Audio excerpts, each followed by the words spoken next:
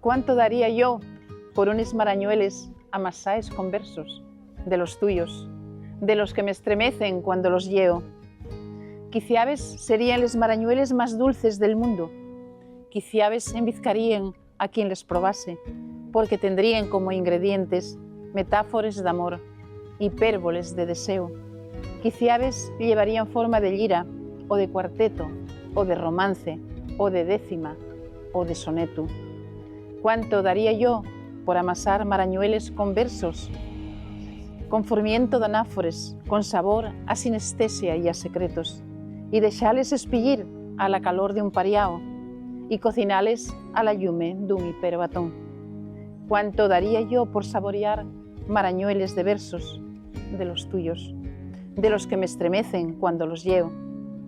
Marañueles caligrama, amasáes, dibuixáes, pintáes y cocináes con versos.